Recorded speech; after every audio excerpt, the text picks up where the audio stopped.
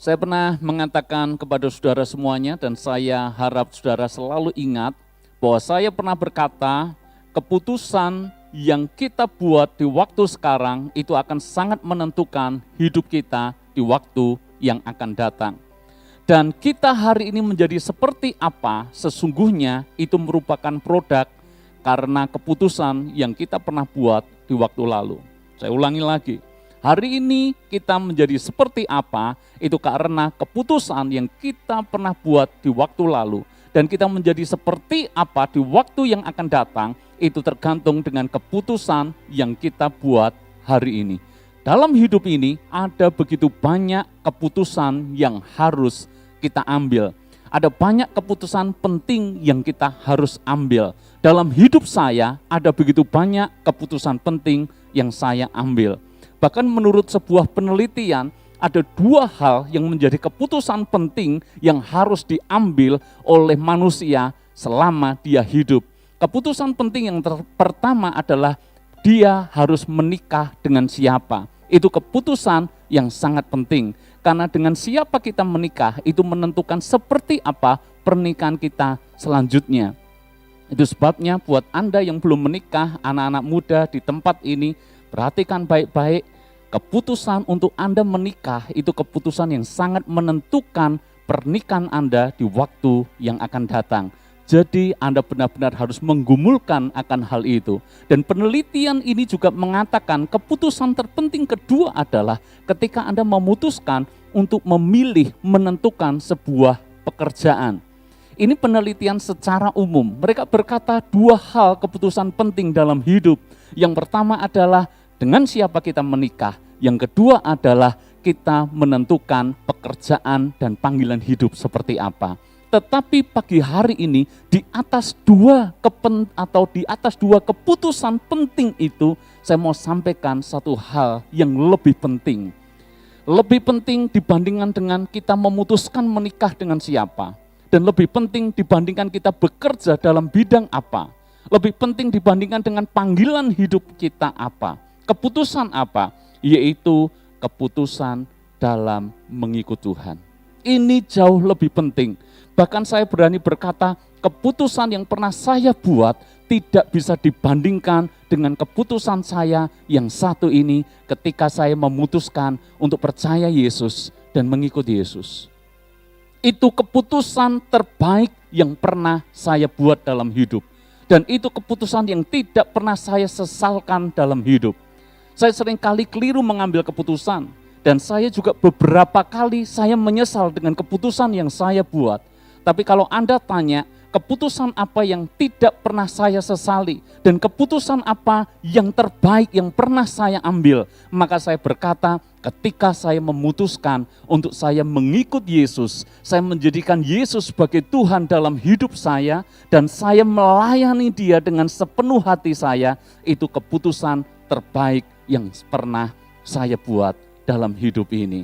Saudara-saudara, kalau kita membaca kisah hal-hal di dalam perjanjian baru, khususnya murid-murid Yesus, maka saya berani berkata kepada Anda, keputusan terpenting yang pernah dibuat Simon Petrus adalah ketika dia melihat mujizat yang dikerjakan gurunya, ketika melihat mujizat di mana Yesus membuat tangkapan yang sedemikian banyak sekalipun semalam-malaman tidak mendapatkan tangkapan apa-apa, keputusan Petrus yang terbaik adalah dia mengikut Yesus ketika Yesus berkata, engkau sekarang tidak lagi menjadi penjala ikan, tetapi menjadi penjala manusia. Keputusan terbaik Petrus adalah seperti yang dicatat dalam Injil Lukas. Maka setelah menghela perahunya, maka Petrus meninggalkan segala sesuatu dan dia mengikut Yesus. Keputusan terbaik yang pernah dibuat oleh Matius atau yang dikenal dengan nama Lewi adalah ketika dia sedang berada di rumah cukai. Jadi Lewi ini seorang pemungut cukai dan kemudian datanglah Yesus ke rumah cukai itu. Dan tiba-tiba Yesus berkata kepada Matius atau Lewi itu, ikutlah aku. Maka Alkitab mencatat seperti ini, saat itu juga Lewi atau Matius meninggalkan segala sesuatunya dan mengikut Yesus. Anda mesti tahu bahwa profesi menjadi pemungut cukai ini profesi yang sangat diimpikan oleh banyak orang Yahudi pada waktu itu. Karena menawarkan keuntungan secara materi yang luar biasa. Sudah bukan rahasia umum lagi, penarik cukai pada waktu itu dia akan menarik cukai dengan jumlah yang lebih daripada seharusnya. Sehingga saya bisa membayangkan Lewi atau Matius ini orang yang sangat kaya di zaman Yesus. Tetapi ketika Yesus menjumpainya di rumah cukai dan berkata kepadanya, ikutlah aku. Maka Lewi atau Matius tanpa berpikir panjang, dia berkata, aku akan ikut engkau. Alkitab mencatat, dia meninggalkan segala sesuatunya. Dia meninggalkan sumber penghasilannya. Dia meninggalkan kekayaannya itu dan dia ikut Yesus. Itu adalah keputusan terbaik yang pernah dibuat oleh Matius atau Lewi. Keputusan terbaik yang pernah dibuat Sakius adalah ketika Yesus berjalan dan dia melihat Sakius sedang berada di atas pohon karena penasaran, ingin tahu seperti apa Yesus itu. Dan Yesus berkata kepada Sakius, Sakius turunlah, aku mau menumpang ke rumahmu. Dan Alkitab mencatat seperti ini, Sakius turun dan menerima Yesus dengan sukacita. Itu keputusan terbaik. Dan keputusan terbaik Sakius tidak hanya menjamu Yesus di rumahnya, tetapi keputusan terbaik Sakius adalah dia bertobat ketika bertemu dengan Yesus. Sehingga pertobatannya pun luar biasa. Separuh dari kekayaannya dia bagikan kepada orang miskin dan dia berkata kepada orang banyak pada waktu itu, barang siapa pernah aku peras, aku akan kembalikan 4 kali lipat. Ibu, bapak, saudara semuanya, keputusan terbaik yang pernah kita buat sesungguhnya adalah ketika kita memutuskan untuk mengikut Yesus dan percaya Yesus. Bukan berarti seperti yang saya tadi sampaikan di awal, bahwa keputusan untuk kita menikah itu bukan keputusan yang penting. Bukan berarti Anda memutuskan untuk sekolah di mana bukanlah keputusan yang penting. Bukan berarti juga Anda memilih profesi, panggilan kerja seperti apa, bukanlah keputusan yang penting. Tetapi di atas semuanya itu keputusan terpenting yang pernah kita buat. Dan harusnya menjadi keputusan yang tidak pernah kita sesali adalah ketika kita memutuskan untuk percaya Yesus. Kenapa saudara? Hal-hal yang saya sebutkan tadi itu bernilai fana atau sementara. Memang penting untuk kita bekerja, memang penting untuk kita sukses, memang penting untuk kita memiliki kehidupan yang sejahtera. Tetapi toh Alkitab mencatat umur kita toh 70-80 tahun saja. Setelah itu kita pasti mati dan setelah itu kita meninggalkan apa yang kita bangun dengan susah payah. Sementara, tapi keputusan mengikut Yesus itu bernilai kekal. Keputusan kita untuk percaya Yesus menjadikan Tuhan dalam hidup kita itu bernilai selama-lamanya. Kenapa saya perlu menekankan akan hal ini? Karena saya rindu jemaat Tuhan di tempat ini menjadi jemaat Tuhan yang dewasa secara rohani. Maka kalau Anda berjemaat di tempat ini dan Anda mengikuti khotbah-khotbah yang disampaikan, maka Anda semuanya tahu ada kalanya saya sampaikan hal yang praktis, hal yang berkenaan dengan kehidupan sehari-hari, hal bagaimana kita menjalani hidup dengan penuh hikmat, bagaimana kita mengelola keuangan, bagaimana kita mengelola kesehatan, bagaimana dalam keluarga dan pernikahan. Tetapi juga saya penting menyampaikan kepada Anda dasar kekristenan yang benar. Dan mumpung ini bulan depan kita ada peringatan Paskah, saya rindu dalam Prapaskah ini kita semuanya memiliki konsep yang benar bagaimana kita mengikuti Yesus. Karena ada begitu banyak orang Kristen sudah lama bahkan berpuluh-puluh tahun percaya Yesus katanya, mengikut Yesus, bahkan dia mencap dirinya orang Kristen, tetapi sesungguhnya dia tidak punya konsep yang benar bagaimana dia harus mengikuti Yesus. Maka selama sebulan ini ibu bapak saudara semuanya, kita akan belajar. Mungkin kalau Anda berpikir kok kayaknya kembali ke dasar lagi. Sesekali perlu saudara. Sesekali perlu kita punya konsep yang benar kekristenan itu seperti apa. Karena ternyata tidak semua orang punya pandangan yang benar bagaimana mengikut Yesus. Dan ibu bapak saudara semuanya, pertanyaan saya selanjutnya, sulitkah mengikuti Yesus? Menurut Anda, apakah sulit untuk mengikuti Yesus? Dan tentu saja kita semuanya sepakat, mengikuti Yesus tidaklah sulit. Sebab Alkitab berkata seperti ini, saya bacakan kepada saudara saja, Kisah 16 ayat 31, jadi itu cerita tentang kepala penjara yang bertobat atau ingin diselamatkan, dan dia bertanya kepada Paulus dan Silas sebagai rasul pada waktu itu, bagaimana caranya supaya aku dan keluargaku diselamatkan? Maka Paulus menjawab seperti ini, percayalah kepada Tuhan Yesus Kristus dan engkau akan selamat, engkau dan seisi rumahmu. Paulus menjawab singkat, percayalah kepada Tuhan Yesus. Jadi kalau mau selamat, mau kita memiliki kehidupan kekal, sesungguhnya simple. Karena Alkitab kita, Tuhan yang simple. Kalau mau selamat, percaya kepada Yesus. Titik, sesimpel itu. Kalau kita membandingkan dengan banyak keyakinan yang ada di dunia ini, maka untuk selamat ada begitu banyak ritual yang harus diikuti. Harus ada banyak pengorbanan yang harus manusia lakukan supaya dia bisa selamat. Apalagi kalau Anda belajar tentang agama-agama kuno. Ketika saya belajar teologi, ada mata pelajaran yang membahas tentang bagaimana agama-agama kuno berpikir supaya mereka bisa diselamatkan. Salah satunya adalah penekanannya kepada seberapa kita mau berkorban. Jadi semakin kita mau berkorban, maka kita barulah bisa diselamatkan. Itu pun akan ditimbang seberapa besar pengorbanan yang kita lakukan. Semakin besar pengorbanannya, maka semakin besar kemungkinan untuk kita diselamatkan. Itu pun kemungkinan. Makanya kalau Anda belajar agama kuno, ada juga orang-orang tertentu yang dia menyiksa dirinya. Dia menoreh-noreh tubuhnya. Semakin banyak darah yang keluar, semakin besar kemungkinannya hidupnya diterima oleh Tuhan. Makanya di agama kuno juga ada yang mereka harus merangkak ke gunung yang tinggi dengan telanjang dan sampai lututnya berdarah, sampai tangannya berdarah. Karena dia berpikir semakin dia bisa menyiksa dirinya, maka semakin besar kemungkinannya untuk dia layak di hadapan Tuhan. Di beberapa keyakinan berkata, kalau mau selamat masuk surga, maka kita harus beramal. Kita harus lakukan yang baik. Perbuatan baik harus lebih sering.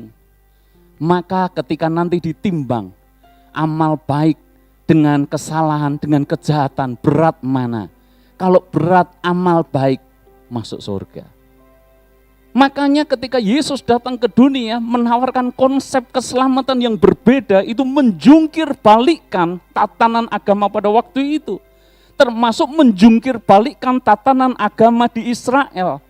Yang pada waktu itu mereka hidup di bawah Taurat. Mereka berpikir kalau bisa melakukan Taurat dengan sempurna, barulah mereka selamat dan masuk surga. Jadi selama mereka tidak bisa melakukan Taurat dengan sempurna, mereka semuanya tidak bisa masuk surga. Tetapi Yesus datang membawa sebuah hal yang baru buat mereka. Dan hal yang baru itu sesimpel ini, percaya kepada Yesus dan engkau selamat. Saya rasa tidak ada yang sulit untuk hanya percaya. Betul Ibu Bapak Saudara semuanya?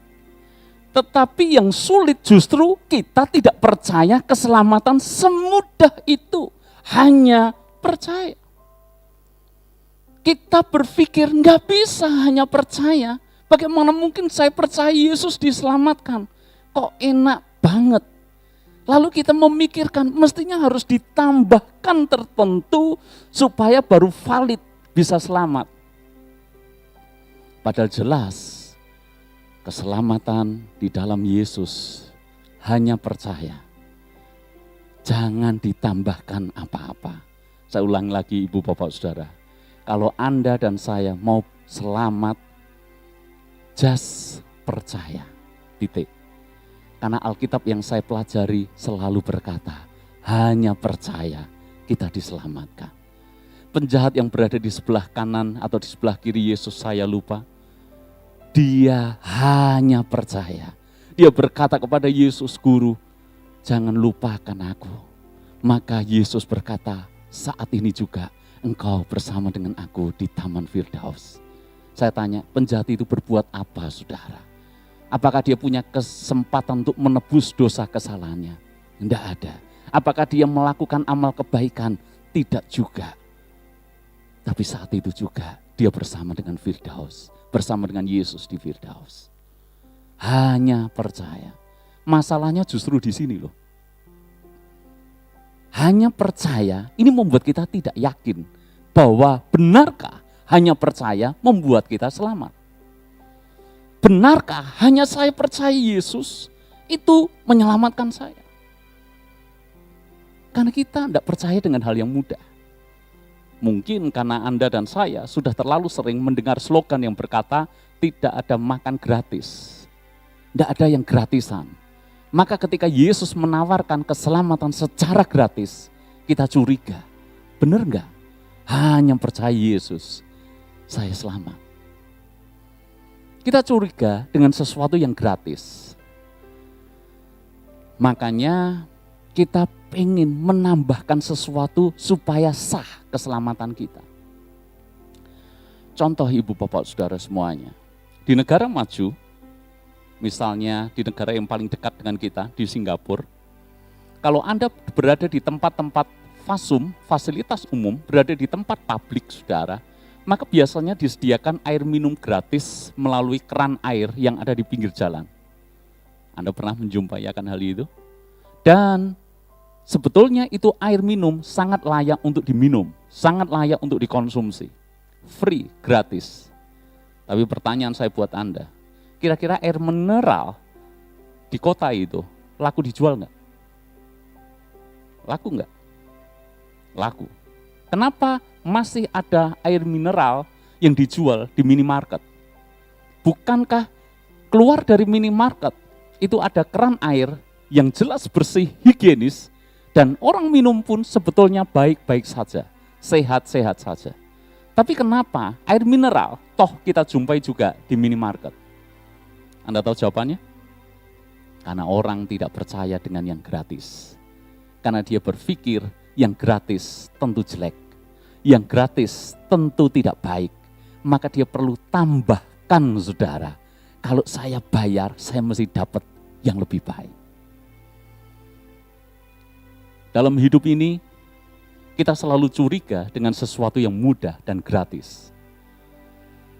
Beberapa minggu yang lalu, kalau Anda mengikuti khotbah saya pernah sampaikan kesaksian hidup saya, bagaimana saya menjadi warga negara Indonesia. Apakah Anda masih ingat?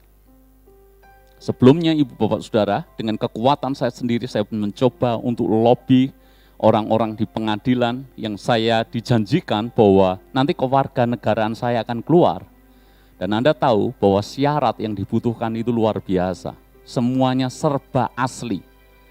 Lampirannya harus dilegalisir. Saya ngurus dari RT, RW, kelurahan, kecamatan, masih menyertakan POA. Kalau Anda masih ingat generasi lama, POA, ini jadi foto zaman saya masih bayi saudara, itu disertakan di situ. Jadi ada juga namanya STMD kalau tidak salah ingat, itu juga disertakan di situ. Semuanya serba asli dan tidak ada hasilnya. Namun begitu Tuhan buka jalan dengan saya, dia temukan saya dengan seorang di Solo ini, ketua PMS pada waktu itu, dan ketua PMS ini ngomong ke saya, siapkan fotokopi KTP, fotokopi KK, fotokopi akte lahir. Cuma 3 berkas itu dan semuanya fotokopi. Itu saja. Iya, jujur saudara, ini saya harus ngomong ke Anda. Keyakinan saya sebetulnya tidak ada waktu itu. Kenapa? Saya berpikir yang asli saja, yang ribet saja hasilnya 0. Apalagi semua yang serba fotokopi saudara. Dan cuma 3 berkas saja, kok gampang men. Saya tidak yakin terus terang pada waktu itu. Bayarnya berapa? Akhirnya Anda tahu, 0 juga. Yang lain bayarnya mahal. Semuanya komplit, tidak ada hasilnya. Apalagi yang serba mudah. Saya tidak percaya. Kalau ditanya, keyakinan saya mungkin jauh lebih besar yang pakai asli itu loh saudara. Keyakinan saya lebih besar dengan yang saya bayar itu. Saya lebih yakin. Lah ini semua serba fotokopi, bagaimana mungkin bisa? Tapi yang saya bayar, yang saya harus siapkan banyak berkas asli, itu makan bertahun-tahun dan tidak ada hasilnya. Yang ini fotokopinan, cuma 3 berkas. Saya cuma kirim dan selesai di situ saja. 3 bulan kemudian saya terima panggilan, surat kewarganegaraan saya keluar. Saya mau cerita bahwa kita ini lebih suka untuk yang ribet. Kita lebih suka kalau menambahkan sesuatu, baru kita yakin. Masalahnya dalam keselamatan kita juga melakukan hal yang sama. Kalau saya tidak tambahkan kebaikan, saya tidak layak untuk diselamatkan. Kalau saya tidak tambahkan amal, saya tidak layak untuk diselamatkan. Ibu bapak saudara, dengar baik-baik, ini konsep yang harus Anda ngerti. Perhatikan saya, ini poin penting dalam kekristenan. Begitu Anda menambahkan sesuatu dalam iman Anda, saat itu juga kita justru tidak mengalami keselamatan. Saya ulangi. Kalau kita percaya Yesus, lalu kemudian kita berpikir, kok kalau cuma percaya saja masa toh saya diselamatkan? Tak tambahi amal ya, supaya aku diselamatkan. Tak tambahi kebaikan supaya aku diselamatkan. Saat itu juga sesungguhnya kita tidak layak menerima keselamatan. Jemaat Galatia persis seperti itu. Dia percaya Yesus, jemaat Galatia, lalu dia menambahkan dengan apa? Taurat. Kita percaya Yesus, tapi kita juga melakukan hukum Taurat. Supaya apa? Supaya komplit. Supaya apa? Supaya mungkin dalam pemikirannya, kalau percaya Yesus tidak cukup membuat diselamatkan, siapa tahu ditambahi dengan melakukan Taurat, akan layak untuk diselamatkan. Dan Anda tahu komentar Paulus apa? Surat Paulus kepada banyak jemaat tidak ada yang sekeras itu surat yang ditulis kepada jemaat di Galatia. Jarang sekali Paulus ngomong dengan keras, tapi kepada jemaat Galatia dia ngomong sangat keras. Paulus bahkan berkata, apakah kamu sebodoh itu? Jadi ini jemaat yang dibodoh-bodohkan, jemaat yang digoblok-goblokkan oleh Paulus, jemaat Galatia ini. Kenapa? Percaya Yesus, tapi dia merasa aku harus tambahkan amal, kebaikan, kesalehan, supaya aku layak untuk diselamatkan. Kenapa justru itu tidak boleh, saudara? Karena begitu Anda menambahkan dengan yang sempurna, berarti Anda menganggap yang sempurna itu tidak sempurna. Saya ulangi lagi, ini lebih dalam saudara. Saya tahu ini mirip kayak pelajaran, tapi kenapa penting harus saya sampaikan kepada saudara? Ketika kita percaya Yesus, tapi mau tambahkan kebaikan, sesungguhnya kita tidak percaya kan bahwa keselamatan sudah dikerjakan Yesus 100%. Betul nggak? Kalau kita mau edit, kita mau tambahkan sesuatu, sebetulnya kita tidak percaya bahwa itu sudah sempurna. Itu maksud saya. Anda bayangkan lukisan Mona Lisa, lukisan yang sangat mahal. Kira-kira ibu bapak saudara semuanya, siapa di sini suka lukis? Coba Anda edit sedikit. Mbok itu pipinya dibikin tirus sedikit. Anda edit. Siapa lihat Mr. Bean? Ada ya? Coba diedit itu gambar ya. Masih lihat? Pernah ingat ya? Lukisan yang mahal, Mona Lisa misalnya, Anda edit sedikit. Please kasih titik hitam. Hitam manis tai lalat, saudara. Kasih saja. Itu lukisan yang sempurna. tiba-tiba kehilangan kesempurnaannya hanya karena sedikit kita mengeditnya. Ketika kita mengedit, menambahkan sesuatu, karena kita tidak yakin apakah itu sudah sempurna. Maka ketika Anda menambahkan kebaikan dalam iman kita, keselamatan kita maksud saya, maka kita sesungguhnya tidak percaya bahwa keselamatan itu dikerjakan sempurna 100%. Mungkin pertanyaannya seperti ini, ya Pak, kalau gitu apakah orang Kristen tidak boleh berbuat baik? Pertanyaannya kan gitu, saudara. Anda mesti tolong bedakan, makanya ini penting saya sampaikan kepada Anda. Soal keselamatan, jangan ditambahi apa-apa. Keselamatan hanya percaya Yesus. Begitu kita menambahkan sesuatu, justru kita tidak layak untuk hal itu. Keselamatan itu rumusnya, kalau mau rumus, 100% salib dan 0% kita. Itu saudara. Begitu kita tambahkan, berarti nanti salibnya tidak lagi utuh 100%. Anda nangkap maksud saya? Lalu apakah kita tetap berbuat baik? Harus. Tapi goalnya sudah beda. Kita berbuat baik bukan supaya kita diselamatkan. Kita berbuat baik supaya bukan untuk kita masuk surga. Bukan itu, saudara. Karena kita percaya Yesus, sudah ada jaminan keselamatan buat kita. Lalu kenapa kita berbuat baik? Kita berbuat baik karena kita melakukan kehendak Tuhan. Itu goalnya sudah beda. Dan kita mesti ngerti akan hal ini. Jadi Anda juga jangan salah tangkap, oh kalau gitu asal percaya Yesus, tidak perlu berbuat baik, tidak perlu ini, tidak perlu itu, saya pasti diselamatkan. Itu iman yang konyol. Itu keliru memahami konteks. Tapi yang benar adalah percaya Yesus itu cukup dan valid untuk kita diselamatkan. Soal berbuat baik, soal kita rendah hati, soal kita tidak sombong, soal kita punya karakter yang baik, itu karena kita melakukan kehendak Tuhan. Ibu bapak saudara semuanya, saya lanjutkan. Keselamatan itu gratis. Pertanyaan saya tolong renungkan.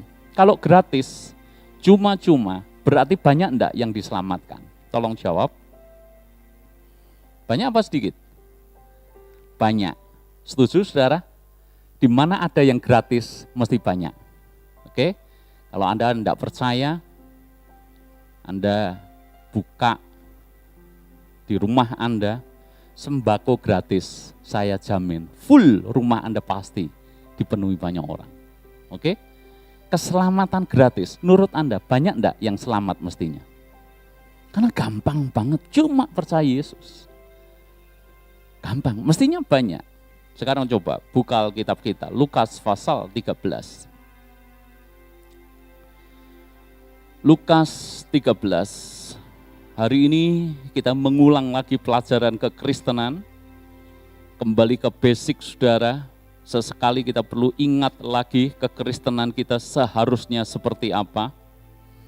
Lukas 13 ayat yang ke-23.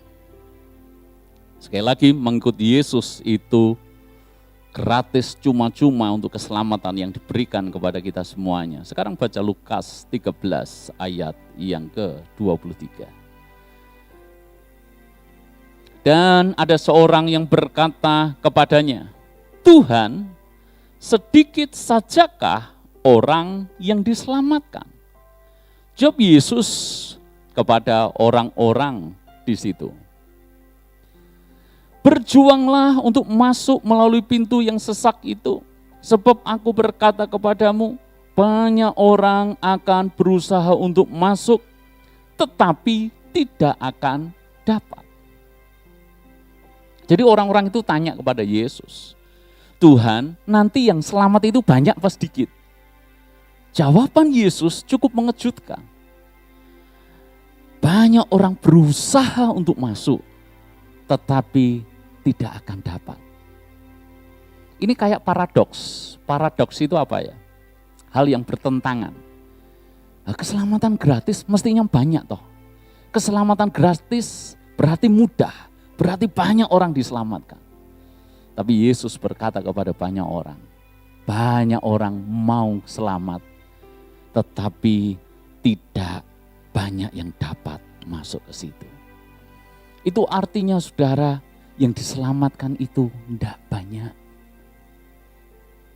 Tambah bingung lagi kah? Tambah mumet lagi kah? Enggak apa-apa ya, yuk belajar pelan-pelan saudara. Percaya Yesus katanya gratis. Kalau memang gratis, kenapa Yesus berkata tidak banyak yang diselamatkan? Kok bisa? Karena ada satu hal yang perlu kita pahami. Karena mengikut Yesus itu gratis, tapi kita harus tahu ada begitu banyak penghalang yang membuat kita tidak bisa menjadi orang Kristen yang sejati. Dan itulah yang membuat kita tidak masuk ke dalam kerajaan Allah. Saya berikan beberapa contoh di dalam Alkitab. Tahukah Anda, Matius pasal yang ke-7 ayat yang ke-11 sampai 21. Orang-orang ini protes kepada Yesus. Tuhan, Tuhan, aku sudah bernubuat demi namamu. Aku sudah mengusir setan demi namamu. Aku melakukan banyak mujizat demi namamu. Stop di sini, saya tanya kepada Anda. Menurut Anda, kira-kira orang ini kira-kira Anda? Kalau di zaman sekarang, orang ini siapa? Di luar Tuhan atau orang Kristen? Orang Kristen. Saya tanya lagi, jemaat biasa atau levelnya pelayan Tuhan? Levelnya hamba Tuhan. Yang mana saudara? Hamba Tuhan. Sebab bernubuat demi namamu. Saya jarang banget bernubuat. Bahkan seingat saya belum pernah menubuatkan siapapun saudara. Ini levelnya luar biasa. Aku mengusir setan demi namamu. Saya ngusir setan paling di rumah saya sendiri saudara. Dan belum pernah ada undangan usir-usiran setan. Belum ada. Aku buat mujizat. Seingat saya ketika saya mendoakan, mungkin yang pilek aja yang sembuh. Yang batuk yang sembuh. Yang dokter sudah angkat tangan, saya jadi penghantar saja saudara. Seingat saya seperti itu. Tapi ini hamba Tuhan melakukan mujizat.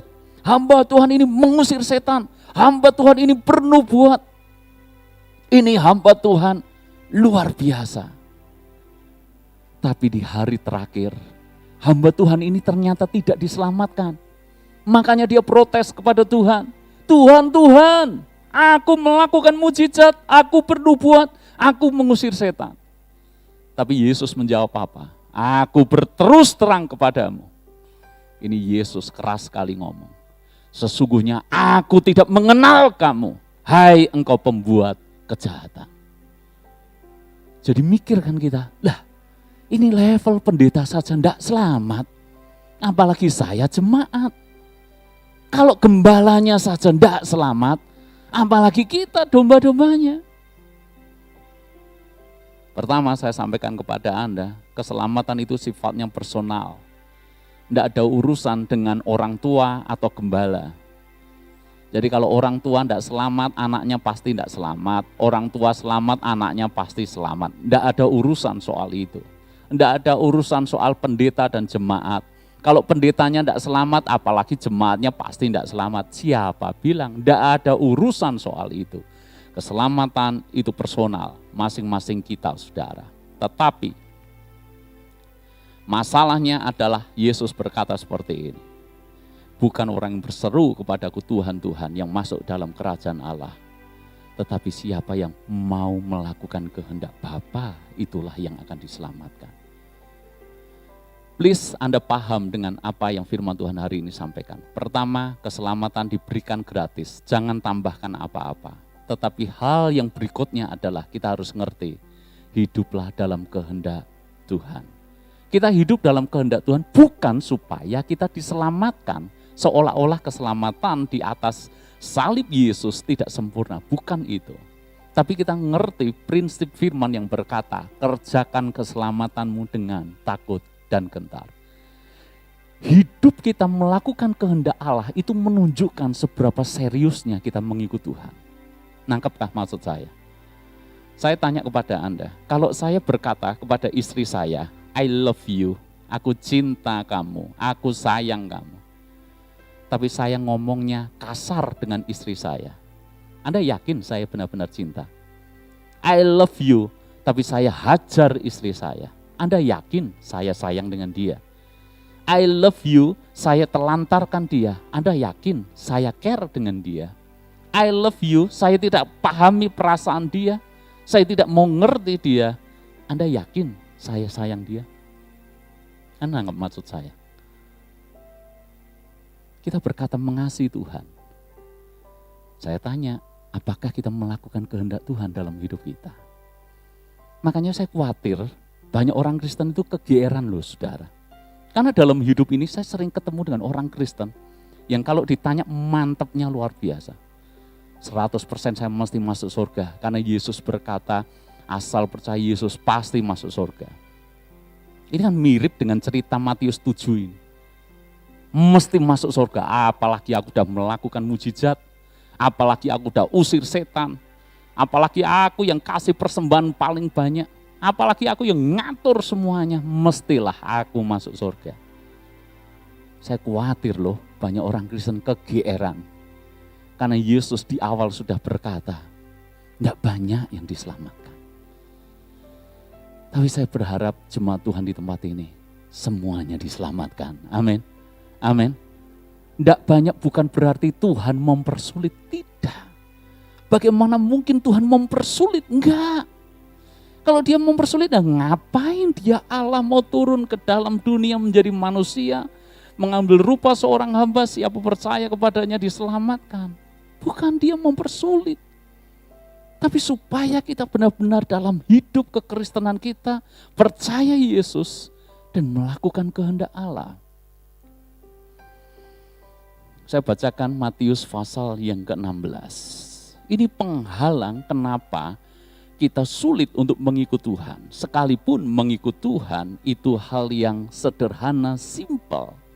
Matius 16 ayat yang ke-21. Sudahkah ketemu? Matius 16 ayat yang ke-21.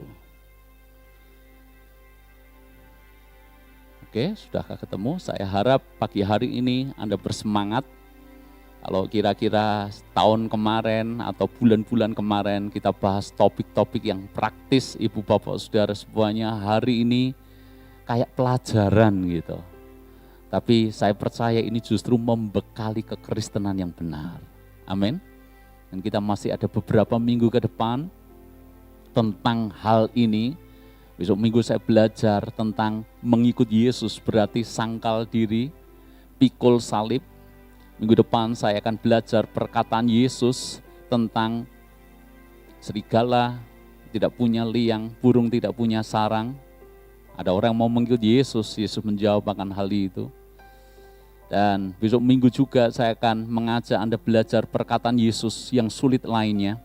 Ada orang mau mengikut Yesus tapi mau menguburkan ayahnya dan Yesus berkata, biarkanlah orang mati menguburkan orang mati. Anda pernah dengar itu?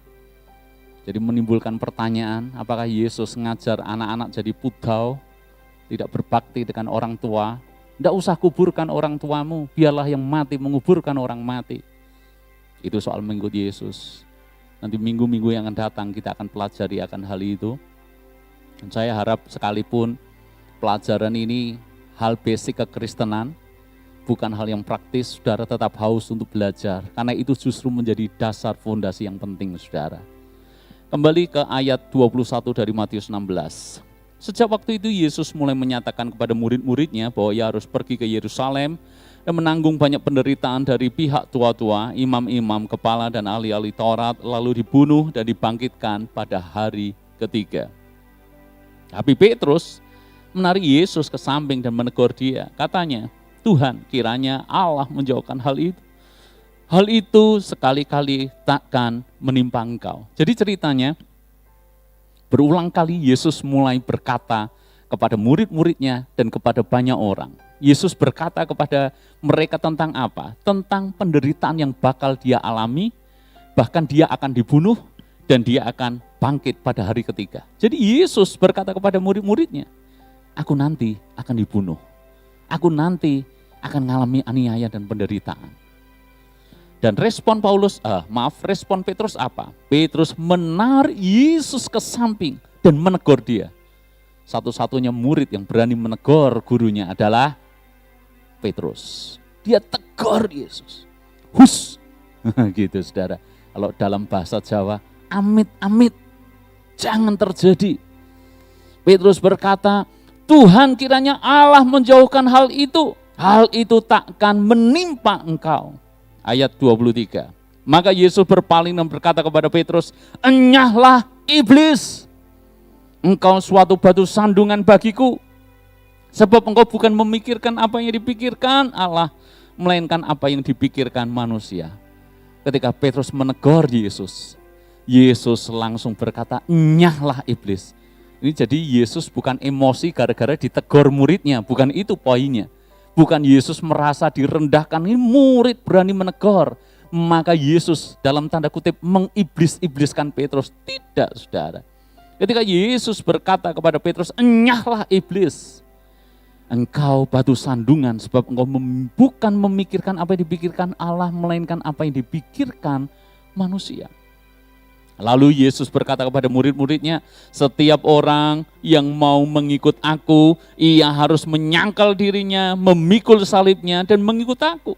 Karena barang siapa mau menyelamatkan nyawanya, ia akan kehilangan nyawanya. Tetapi barang siapa kehilangan nyawanya karena aku, ia akan memperolehnya. Apa gunanya seorang memperoleh seluruh dunia, tapi kehilangan nyawanya? Dan apakah yang dapat diberikannya sebagai ganti nyawanya? Sekilas kan yang dilakukan Petrus tampaknya rohani, saudara. Tidak mau gurunya ngalami aniaya, tidak mau gurunya dibunuh, tidak mau akan hal itu. Tapi Yesus menegur dengan keras. Kenapa? Kan sesungguhnya Yesus ngerti apa yang ada di hati Petrus. Yesus berkata apa? Engkau memikirkan apa yang menjadi kepentingan manusia, bukan kehendak Allah. Karena waktu itu mindsetnya Petrus itu gini loh. Yesus ini kan datang dengan mujizat besar. Yesus datang dengan kuasa yang besar. Yesus datang, pengikutnya langsung banyak. Jadi pelayanan cuma 3 tahun kurang lebih, itu pengikutnya luar biasa banyak. Dan mereka semuanya ingin menjadikan Yesus sebagai raja. Saya tanya, murid mana tidak kemecer jadi muridnya Yesus? Maka Petrus pun mungkin dalam hatinya berpikir, moga-moga besok kalau Yesus jadi raja, aku jadi perdana menterinya. Kalau Anda baca Injil yang lain, murid-murid Yesus, Yohanes, Yakobus, ribut bertengkar karena ingin siapa yang duduk di sebelah kanan Yesus, di sebelah kirinya Yesus. Anda pernah bacakan hal itu? Jadi murid-murid mindsetnya pada waktu itu adalah Yesus akan jadi raja, benar-benar raja secara manusia. Lalu mereka akan menjadi orang penting di situ. Mindsetnya seperti itu. Maka Yesus menegur, engkau ini hanya memikirkan kepentinganmu sendiri, bukan kepentingan Allah. Kembali saudara, dalam kekristenan, ngikut Yesus, itu whole package, paket komplit, keseluruhan. Tidak bisa pilih-pilih. Masalahnya murid-murid waktu itu cuma milih enaknya saja, lihat mujizatnya saja. Lihat nanti kalau Yesus jadi raja mereka dapat posisi, enggak itu. Makanya Yesus langsung mengcounter Petrus dengan berkata, barang siapa mau ikut aku, dia harus sangkal dirinya dan pikul salib. Petrus memikirkan apa yang dipikirkan manusia, bukan dipikirkan Allah. Dan kebanyakan orang Kristen juga pikirnya hal yang sama.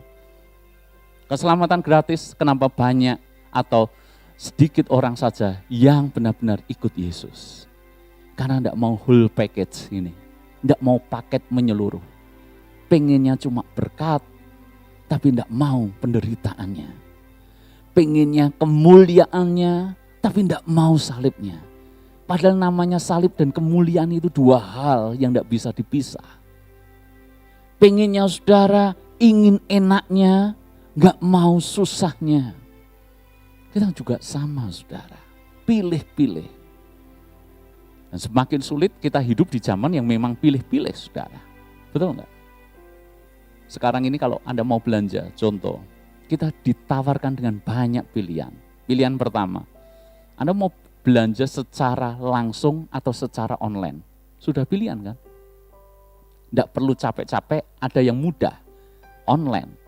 Hanya toko yang hanya di genggaman. Oke, kita belanja secara online.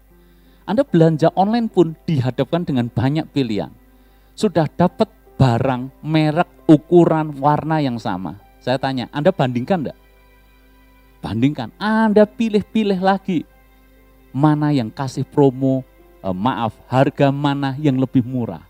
Maka ketemu harga yang lebih murah, Anda pilih. Sudah gitu dibandingkan lagi, kan ada kan harganya sama, tapi promonya beda. Yang satu bebas ongkir, yang satu ada ongkirnya. Kita pilih lagi yang bebas ongkir. Lalu cari lagi, promonya apa? Oh, yang ini ada garansinya, yang ini tidak. Kita dimudahkan dengan banyaknya pilihan. Makanya benar dikatakan ini zaman pilih-pilih, saudara. Masalahnya dalam kekristenan kita juga melakukan hal yang sama. Kita pilih-pilih. Ikut Yesus, pilih enaknya, tidak mau susahnya. Ikut Yesus, pilih berkatnya, tidak mau penderitaannya. Ikut Yesus, pengennya nanti dimuliakan, tapi tidak mau pikul salibnya. Maka yang seperti ini, Alkitab berkata, tidak layak mengikut Yesus. Ada satu cerita menarik dalam Perjanjian Baru. Seorang anak muda yang sangat kaya, dia datang kepada Yesus. Coba pikirkan baik-baik. Lalu kita membayangkan akan hal ini sangat dekat dengan kita. Anak muda ini datang kepada Yesus dan berkata, Guru, aku mau mengikut Engkau. Dan aku sudah melakukan 10 perintah Allah. Sempurna. 10 perintah Allah sudah dilakukan. Tapi Yesus kemudian berkata kepada anak muda ini, kalau engkau sudah melakukan semuanya dengan sempurna, sekarang jualah semua harta bendamu, bagikan kepada orang-orang miskin, dan ikutlah aku. Apa yang kemudian Alkitab tulis? Anak muda ini meninggalkan Yesus dengan sedihnya.